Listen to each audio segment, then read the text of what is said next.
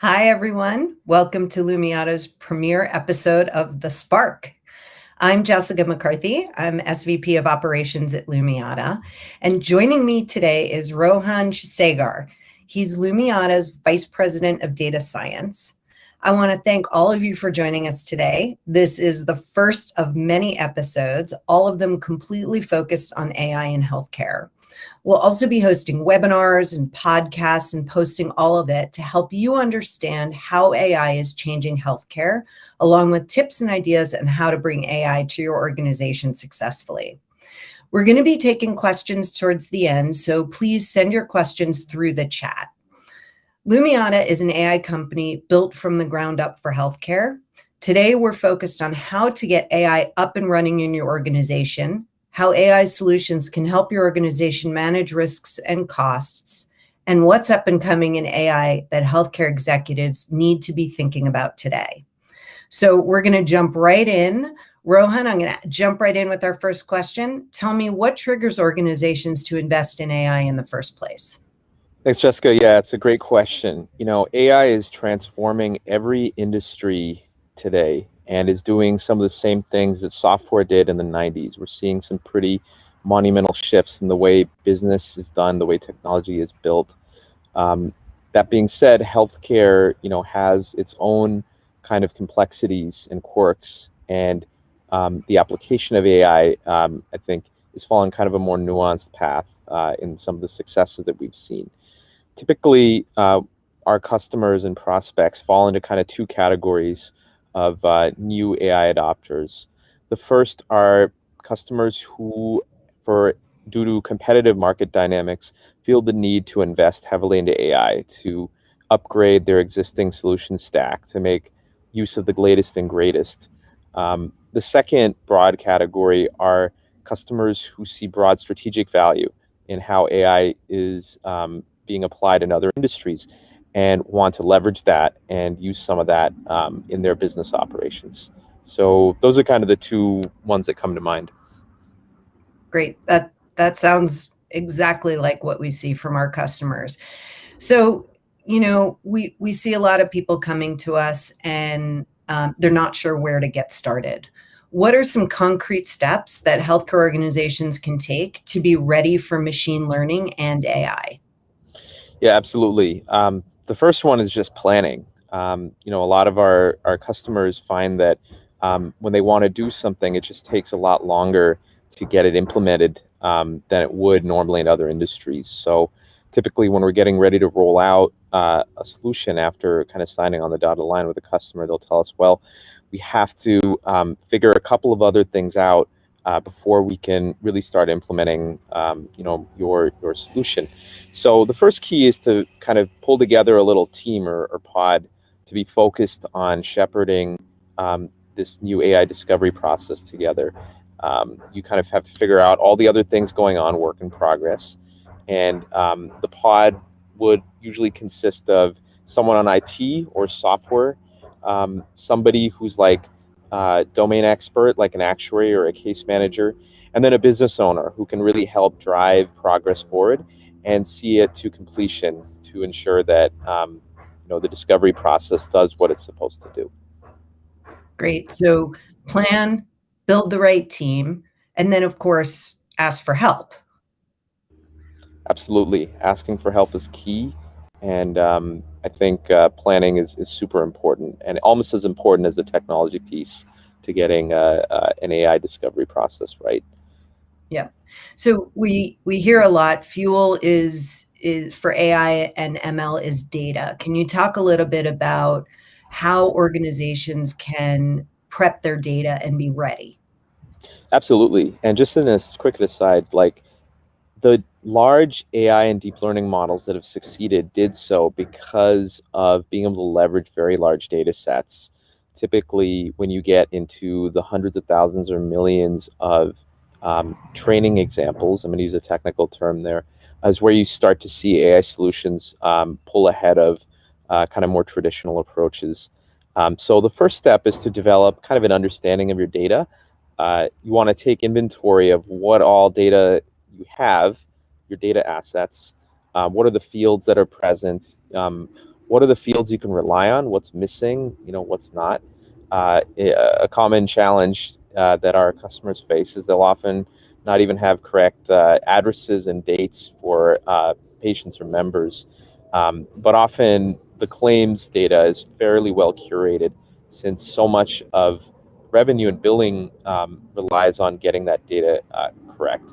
It's also highly connected to other data sources, and it's been used for billing for many years. And so that's often a very good place to start, because the data has been curated, it's been validated, and it's being applied already in other kind of use cases. Additionally, there may be other data sources to investigate. Some of our customers had call center logs they've relied on, audio call center logs that could be leveraged.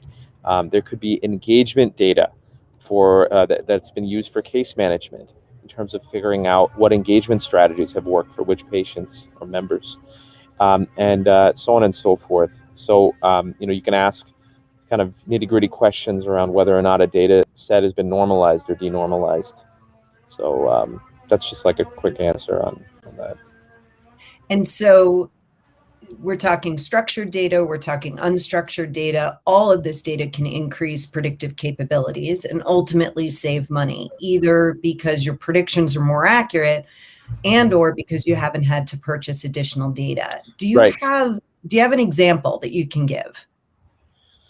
Yeah, no, I mean, this overall like data assessment and evaluation is super crucial, and we often will help our customers with that in telling them things about their data that they didn't even realize. As an example, we did some work a few years ago estimating high-cost claimants in a large payer population of about 7 million members. And that particular customer had given us their data, for which we were going to use to provide insights back to them. And one thing that we noticed after onboarding them was that using our proprietary disease groupers, which tag patients with a variety of diseases like acute hemorrhagic stroke or bipolar disorder or congestive heart failure, was that a quarter of their population, a commercial population, had chronic kidney disease. We were kind of like, that's curious. That's not typically the prevalence of CKD in a commercial population. So we looked and investigated a little bit more closely and found that one particular GFR lab test was triggering this grouper to be kind of called on all these members, all these patients. And investigating a little bit further into the raw data, found that these GFR lab value had been multiplied by 1 million. The units were just totally wrong. And it was causing our lab interpreter and our tagger to say that a lot of people had CKD. And so, of course, we went back to the customer and they were like, "Oh, wow, thank you for telling us. We had no idea." And so it's just little things like that. When you've built up a lot of experience in curating and validating data sets, we're able to see things like that really quickly. So a crucial thing for anyone getting started with AI is to really try and understand your data. What are the intricacies? What are the quirks? And how do you are these quirks going to be meaningful in confounding any type of AI that you try and do, or is it going to be something that's maybe less important? Obviously, no data will ever be perfect, and perfection is something to strive for, but it's not a necessary condition to move forward with AI. So and yeah. What about the systems where your data are? What's the best way to understand all of those systems? Yeah, often the key is to connect with people who are knowledgeable about some of those systems and the data. Sometimes it'll be database administrators, sysadmin folks. You might have data split across disparate systems in the organization. So the key is to find people who are knowledgeable about it. This is where kind of the business owner can help to connect you to the right people and connect you to some of the domain experts who work with that data. So for instance, if you want to get a better understanding of some of the claims data sets that have been used for actuarial and underwriting use cases, it's possible that you may have to talk to DBAs who work with different claims processing platforms if you want to go back longitudinally. a few years ago. Often we see migrations happening, and the old data hasn't been migrated to the same standard that the new data has been held to now. And so being able to kind of collect and holistically evaluate data by getting input from different stakeholders efficiently is a very important first step. Got it. So as a former healthcare executive at a payer, what I'm hearing you say is understand the systems that are dependent on your data, so you don't break something and you don't piss off IT. Yeah. So a key thing is whatever you do with this data, if it's being used, don't mutate, modify it in a way that would break something else. And if you have an understanding of how it's all being used, it can prevent any kind of missteps like that. Great. All right. So, we often tell our customers, start small. Don't try and boil the ocean. Can you talk a little bit about why we tell them that? Why is that important? Yeah. So a key point is one is just psychological. Getting quick wins will help build momentum. It'll help gain support from people around you who are interested in watching the progress with the AI discovery, that you're undergoing. And I think an important point is to motivate. If you can pick a well-motivated use case to which to apply AI. Often we see customers picking a use case. In the case, going back to the earlier question, for competitive customers who are in competitive markets who are trying to apply AI, often have they realize there could be a great competitive advantage to applying AI. For instance, in pricing and underwriting, if you are trying to price your products and you are in a competitive market, then you have a well-motivated use case to see if applying AI might help you be better at winning business or expanding strategically, or pricing even new business, which is a cold start problem that we help out with. Or the other way that we've seen is common is to start with an entirely new use case for which there are no real solutions out there yet. And earlier on in Lumiata's journey, we were looking a lot at some things in the ACO space, which is still relatively nascent. And I think if you pick problems that fit into kind of those two modalities, whatever you come up with at the end of your discovery process will add some value and potentially some meaningful value at the end of it. Can you talk a little bit about use cases? What are some of the easiest use cases to show those quick results? You mentioned underwriting. Give us some examples. Yeah, absolutely. Underwriting is one. So you can, where we've had some success is using our high cost claimant model, being able to give underwriters a better view on members who can exceed $100,000 in cost, and we've done very well in head-to-head comparisons with some of the big names out there, like Optum, Milliman, Cotiviti, and Wakely.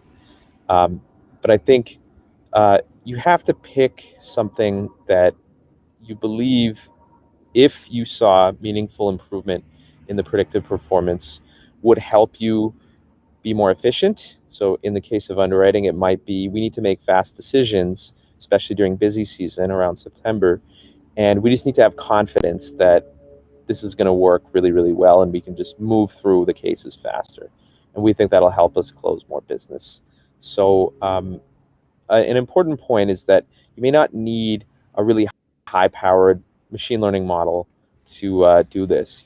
Perhaps even a business rule to start out with will be fine. But building that end-to-end and having that end-to-end kind of strategy, I think, will help contextualize the work much more. Another example, in taking that one step further, is if you have rules-based models that are in place. Rules-based business rules are ubiquitous, not just in healthcare, everywhere else. Those are often a natural place to ask, well, we have a business rule in place. We have all of this data that we're not using. Why don't we try and improve what that business rule is doing, which is already incorporated into an end-to-end? by leveraging that data set and replacing that one small piece, that business rule, with a model. And that's often a good place to look at, because people have already thought about higher level, what would the impact be if you were to achieve meaningful improvement? And then you don't get too bogged down with kind of important but in the weeds details of mean absolute error and R squared and some of the granular machine learning metrics. All right, So don't get too geeky on me. too late. So what I'm hearing is sexy models aren't always the best solution. That it's the business impact can be small, but it can be extraordinarily meaningful. And I love that idea of what's a business rule you already have in place that's currently rules-based that you can implement with AI and see a significant lift in results. Can you give us an example here for this kind of use case from Yeah, our I mean, customer? rules-based models are even applied in kind of actuarial, right? A common rules-based model we see a lot, just contextualizing into the actuarial case, is for high-cost members. If someone was high cost last year, they're going to be high cost this year. And that's generally true in a lot of cases. People who have chronic conditions, someone who has congestive heart failure will probably continue to have it from here on out. Somebody who has cancer will probably have it in some capacity from here on out. Or someone who has who's a hemophiliac, right, will probably continue to be a hemophiliac, and that's a pretty reasonable rule to implement. However, if you're looking at the very long tail of patients who exceed 50 or 100K, you're going to miss a lot of people who bubble up out of the ether one year and are very high cost due to some acute events and then disappear. And that's where a machine learning model can add a lot of value. Another use case, kind of different, that we'll talk about a little, I can talk about also, is some of the work we've done in the retail pharmacy space, where we've been able to implement a gaps in care intervention program recommending different therapeutic classes of drugs to patients. In that case, there was no solution out there, or it was kind of subject to a pharmacist's discretion to decide whether or not it was worth prescribing a new drug to manage a certain patient's cardiovascular or diabetes-related health. And they were probably using a couple of variables around age and demographic risk, and how are you feeling right now, right? And are you taking any of these drugs? That's an example of a rules-based model that's kind of in people's heads, and it's convenient because there's not a lot of tech required to implement it. Mm-hmm. However, because there is opportunity for significant improvement, as we saw with our work with that customer in using a machine learning model, great gains were accrued by taking kind of a more technology-driven approach, getting it out of people's heads. And it was the right time to do that. Not to say it's always the right time, but in this case, it was the right time. So keeping that in mind and identifying and being really thoughtful about where you decide to potentially improve or replace a rules-based model, I think, is a great strategy. Yeah. And if I'm not mistaken, for that customer, they saw 70% accuracy in those predictions. So really to have a great impact on care management. Yes, absolutely. Yeah. Okay, great. So we've talked about data and a framework to get started with AI. So let's talk a little bit about the value of AI solutions to an organization, right? ROI is always what we hear our customers asking about. So what are the metrics or KPIs that organizations should be thinking about so that they're measuring and thinking about how to measure success? Mm-hmm. Yeah, absolutely. A key point, as I was kind of alluding to earlier, is to not, you use some of the machine learning metrics to guide the models, but you want to have a way to measure, you want to have a measurable criteria to kind of get everyone in the room and agree if this new update to a process using a model is adding any concrete value. And this is something where a domain expert can kind of work on this and think through, the business case on what would constitute an improvement over an existing solution. It might be that 90% accuracy is not always achievable given the data and the problem, right?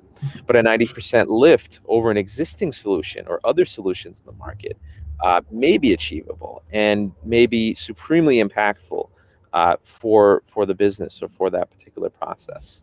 So I think having somebody involved like that can help define and figure out what is measurable and what isn't to serve a KPI use.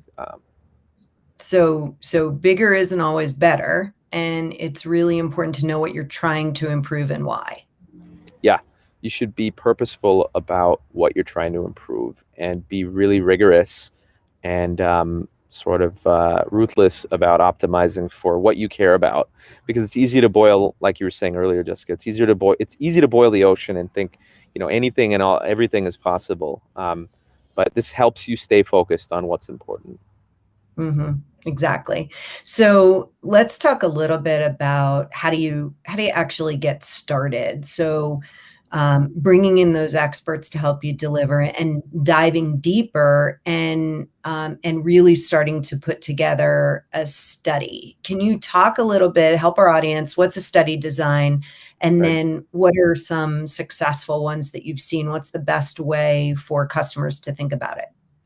Yeah, absolutely. This is where the experts can come in, by the way, and just help. And the key is to, in going from kind of defining that KPI, the key performance indicator, is to come up with some strategy to evaluate whether or not a machine learning model or a AI model or process is improving upon an existing solution. And what we've seen in our experience is running a study, often with retrospective data, but sometimes a live study that's being run prospectively, can help, uh, can be a really useful tool for both the domain experts and the business owners to get a good read on whether or not an update to an existing process or solution is worth the squeeze, so to speak. Um, Typically, and working in kind of actuarial and underwriting, actuaries are well suited to design studies because they're scientists in many ways. And what you're trying to do is you're trying to assess what I'd mentioned earlier about whether or not a new solution is adding value in a way that has taken into account all of the considerations that would need to be taken into account in a real life implementation. So you want your study to be realistic. You don't want to work on something in the lab and then roll it out and have it fall flat because you didn't take some very simple but often key considerations into account. And at the same time, you also have to make peace with the fact that things happen in the real world and you won't be able to predict everything. And whenever you do a rollout, you'll have sufficient guardrails in place to make sure that you can iteratively, work up rolling out this new solution if and when it proceeds, and decide when is the time to kind of make that switch. So a study is a useful tool for that, and a study design gives specifications on what's important to measure and take into account in a study. So, for example, with our high-cost claimant models, what we typically do retrospectively is we'll get 2 to 4 years of data from a customer, and we'll align on what a goal is for what our models are supposed to estimate. Often it's cost over 12 months, but it might be cost over 12 months with the 12-month runout. It might be cost over 6 months and disease over 6 months. It might be understanding drivers of the cost. And what we do is we take our pre-trained model and update them based off of some of these considerations and then apply it to a customer's data and then evaluate how accurate were we. And a key point here is that we are usually blinded from what the true costs are for those patients or members in a particular time frame, let's say 2018 or 2019. And only the customer has access to that data, right? Now, if you're doing this yourself, you want to be careful about when you're splitting up data and you're trying to run the study yourself. You want to be careful not to allow information that you wouldn't have had access to be visible to the model in some way or be visible to the overall process. So when you're writing your study design, you're taking dates and patients and other things into account so as to prevent that from happening, because that can give you an erroneously optimistic result that make you think that something is better than it is. So all of these get captured into a study design, and we've done dozens of these at this point, to the point where we've templatized how we do it, because it's often the same questions that come up. And that's something that we're very good at and we excel at, I think. And, once a use case is identified, we have different tools that we use. And I know one of these is a Jupyter Notebook. Can you talk a little bit about what a Jupyter Notebook is and that end-to-end from data to predictions? Yeah, absolutely. So Jupyter Notebooks, if you don't know, are kind of a useful browser-based tool to write Python code, or you can write in other languages too. Python is usually the standard one, and it allows you to implement kind of an end-to-end process going from raw data down to predictions, and being able to assess some of the things that we had mentioned earlier along the KPIs that you've previously outlined. You can implement your study design, if you will, in cohorting patients. You can implement different labels or targets that you have to extract from patient records, all inside of a Jupyter Notebook. And in fact, on our platform, we offer tools to do all of these things. And it's the same tooling that our internal data science team uses, methodologically speaking, for running an end-to-end kind of study. And Jupyter Notebooks are an easy way to quickly iterate and kind of decide on, and evaluate how a particular model or end-to-end application is doing for a different use case. Some of the challenges here are, first of all, going back to the earlier point, getting access to the data, that after doing that data assessment and pulling it and then harmonizing it into kind of one place. That's often the first challenge, the first technical challenge that people face after doing the data assessment. And that's something that we've done, modeling our internal Person C360 record off of HL7 FHIR's interoperability standard.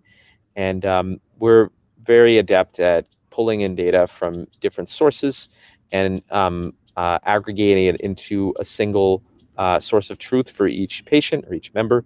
And from that point, we're able to do all of the downstream machine learning work that we do around creating feature vectors and building models, and then assessing the value of these models per the study design standard that was agreed upon. Another challenge to working in this way is that you may have to work and wrangle kind of compute resources. We often work with data sets that have millions or tens of millions of patients, and that can be very compute intensive when you've collected all of this data.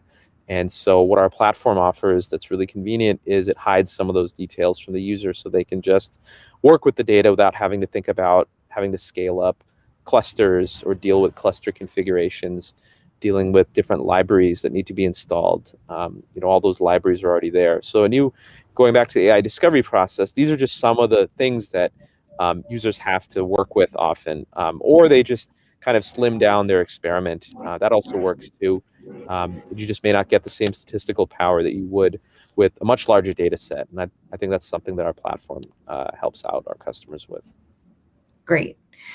So let's talk about the results. We work with a lot of end users to help interpret model output. Can you talk a little bit about what those outputs look like, and then how do you make them meaningful? Yeah, we get this a lot. So another challenge that organizations that we work with face is, okay, we have a model. The model outputs a score of 0.6. What the heck does that mean? What do we do now, right? And so this is where, kind of going back to framing the problem in the context of a KPI, key performance indicator, and having some kind of decision rule in place, so you understand what is the problem you're solving, because then you can tie back how a model outputting a particular number translates to a decision that gets made. I'll give you a couple examples. In the retail pharmacy example that I mentioned earlier, we were recommending 3 different therapeutic classes of drugs to be given to patients who are at high risk of cardiovascular disease and diabetes. And the decision rule here was very prescriptive to the pharmacist. It was recommends ACE ARBs to be prescribed, recommends statins to be prescribed for patient, right? Or does not recommend, right? So instead of having this continuum of scores that would, for an end user, be very confusing or hard to interpret, the output is very simple and prescriptive. A key piece of groundwork that was laid before that was in assessing the model performance. How accurate is it? Why do we have confidence that accuracy number would hold in a real life setting? And working closely with the customer beforehand to kind of align on that analysis and make sure they really understand and internalize it, we found gives them confidence that when it comes time to take an action based on the output, they don't have to really think too hard. They can just say, well, we know that this will help us achieve, better revenue in the case of the pharmacy example. In the case of renewal business, it'll help us price more efficiently or more affordably or more competitively. And they don't have to think through what does this mean at the end. And that translation step is really important for a domain expert to play a role in going from the models to what the output means to an end user.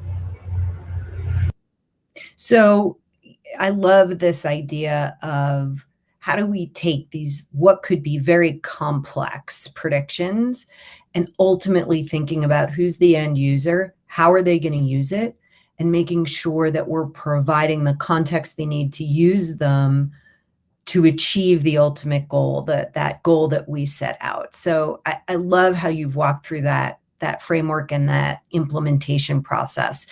I want to switch topics a little bit. Let's play a little futuristic here. How is data science evolving in healthcare? What's on the precipice and what's exciting? And share with us how you think about these things. Totally. I could talk about a couple different uses. I'll talk first about like traditional uses of machine learning and AI and what the kind of logical conclusion of that is. And I'll mention kind of more non-traditional ones. So, we're in the business of predicting the future, right? That's what we're doing using data. And by being able to better predict the future, we can help our customers make better decisions and achieve their goals. And the logical conclusion of the hundreds of models that we offer to our customers is to just predict the entire future patient timeline. If you could know an entire patient's record in the future, what would that mean for you and your business? It would be insanely useful, right? You could use the same BI analytics, retrospective slice and dice technology, but in a predictive context. You could answer some of those same questions. Maybe you want to know where your quality metrics, in the case of, if you're being star rated for your MA program, and you want to know where your quality measures land up in 6 months. Maybe you should try and get more of your major depressives on an antidepressant to increase med adherence to get that quality measure up because it's lagging. Or maybe you shouldn't do anything because that number is gonna catch up near the end of the year without your involvement. Having better visibility on everything that's going to happen can help you make better decisions across the board. And I think to that end, we've invested heavily in deep learning to, take the next step and making good on that promise by predicting everything jointly. And we think by being able to do that, it's just going to completely change the game in terms of how we do business and how our customers are able to really leverage the use of AI beyond what we currently offer and what currently exists in the market. So what I find interesting here is, you mentioned earlier that actuaries are a bit of scientists, right? They've got to think the way a scientist do. What I hear you saying is that data scientists are actually much more creative, that it's the art of the possible. Yeah, actuaries are also very creative. I wouldn't go so far to say as they're not, but I think with data science, the tools that are available to them are just so flexible. A lot of the software has been developed, the technology is advanced to the point where you can start to ask, can I predict that? How would I build a model to do that? Not everything needs to be neatly translated to a number like cost or a binary outcome, yes, no, to be able to build a model. You can now predict everything, and that flexibility is what deep learning offers. Often, your models will be similarly performant, and to the credit of a lot of the insurance organizations that are out there, a lot of actuaries and underwriters and data scientists and others who've been involved, they've really optimized the use of their data to build good models, and they've done a very good job of that. But being able to do it at scale with the kind of variety and complexity and resolution on the models at the same time is something that you need software to work on. Only the big tech companies have truly operationalized AI at this point, right? And they've done so with armies of software and infrastructure engineers. And so we've been able to package some of that muscle into our tech stack, into our products, and that we think it's just going to be a huge force multiplier for helping our customers do what they're already doing, but much better and much more broadly. And I say that, without hyperbole, as someone who is a bit conservative himself sometimes, that there's some amazing things coming around the corner. All right. I Yeah. love it. So, all right, let me put you in the hot seat now. As I mentioned, worked at a large payer. So, Right. okay, Rohan, we've tried this thing. We've tried AI. We can't get it to work for us. What do we do now? Yeah, totally. So, I mean, I think as I think I gave some tips earlier around strategy as far as picking use cases and how to measure it and who all needs to be in the room to ensure that due diligence has been done about as well as it could be. I can give some other tips. You need to have a sense of ROI in terms of what is going to add value, and you need to kind of, that going back to the KPI that I mentioned earlier, if you have a good visibility on what ROI will look like, it'll be easy to assess, one, did we succeed or not, and two, if we didn't succeed, where do we need to improve? As an example, going back to the retail pharmacy uh, use case that I mentioned earlier, we built an ROI calculator for them, and the way we did it was to start with some of the dependent variables or the input variables that we had to offer. What was the desired outcome for them? It's number of new scripts written. They want to increase the number of scripts written, right? Directly translates to revenue. What is the capacity for a pharmacist to run those interventions? How many can they do per day? They have other duties in their job, right? They may not be able to do it all day, every day. So it would be silly to assume if it takes 15 minutes to run each one that they'll just do it, 24 times 4, whatever that is, 96 interventions in a day. It's infeasible. They'll probably do it 2 to 3 hours a day, right? How many pharmacists are going to be doing this? What is the precision of the model? Model accuracy plays a key role in the ROI. The higher it is, the better. And what is the likelihood of a patient to accept the recommendation of a pharmacist? We call that the click-through rate, in the same way, by analogy, within the ad impression space. You show somebody an ad, and that translates to the number of ads that can be shown to users. And in the case of click-through rate, what are the odds that they click on it? In this case, what are the odds that the patient will agree to being prescribed that new script? You can take their salary into account and others. And then the output now you get out is, given those dependent variables, those independent variables, what are some of the other parameters that this evaluation will need to go through? How long do we need to run this to achieve a goal of, let's say, 100? We want to have 100 new scripts written, let's say. What is the number of engagements that need to happen? What is the increased revenue that we would see in 1 month, 2 months, 3 months, 4 months? And so, as you can see, the model plays an important, but just one piece of that. There's other kind of operational constraints that need to be factored in that holistic evaluation. So I think, going back to your question, Jessica, having a good view on what ROI means to you, what are the considerations, and if you saw, it'll help you answer, like, if we saw a 20% improvement in model performance, what would the corresponding ROI improvement be? And would that be meaningful? And then you can kind of iterate and decide, is this a way we want to go, or have we exhausted all options? Maybe we've used all the data. maybe existing solutions are doing just fine, and there's no chance we're going to get the model performance to improve, right? So that's what I would say.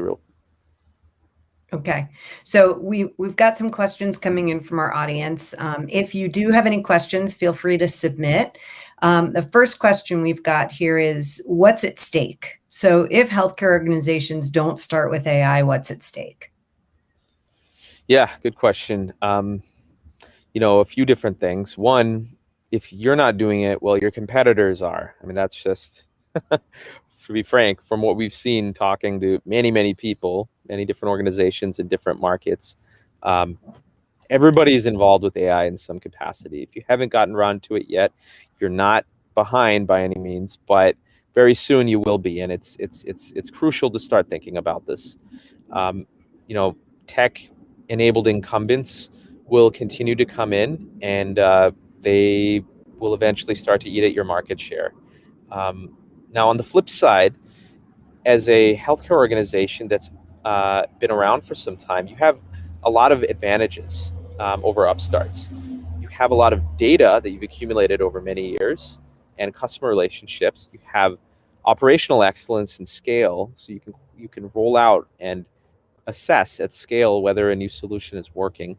And it's often easier to bring in DS muscle to an existing business because it'll help you focus on what's important and what's not, tying it back to the KPIs piece that I mentioned earlier. And this is something Lumiata can help out with. It's something that we've done many, many, many times before, helping to kind of transform an organization to become kind of AI focused. And through all those steps that I mentioned earlier, these are areas that we excel because we've just done it and been at it for so long. So I like the answer to that question, because what you're basically saying is know what you do really well and know when you need to bring in experts to help you. And this is often a question we see from our customers. It's a buy versus build question. And we see in healthcare over and over and over again, there's a preference often for building rather than buying. And what I hear you saying is build what you know how to build and bring in the experts to help you with what you don't. Absolutely. It's no either or, and every situation is different. But to be able to build the entire breadth of tooling, it's very hard for any one organization to do. Consulting firms can come in and offer good insights, but they often don't have the software tooling that will create lasting impact even after they're gone. And that's something Lumiata can help with our SaaS AI model builder application, that SaaS platform that we think can help organizations get started and scale their AI efforts in the future. Great. So we've exhausted all of our time and our questions. Rohun, it's been unbelievable. I love always having these conversations with you. And over the years, we've had a lot, and I'm sure we'll have a lot more. I hope you all enjoyed this episode. I want to thank you for joining us today. It's the first of many episodes, all of them completely focused on AI in healthcare. We will be posting this episode along with all future episodes, so you'll be able to find them as panels as well as webinars, and as podcasts as well. If you're interested in learning more about Lumiata, please visit us at lumiata.com and take care.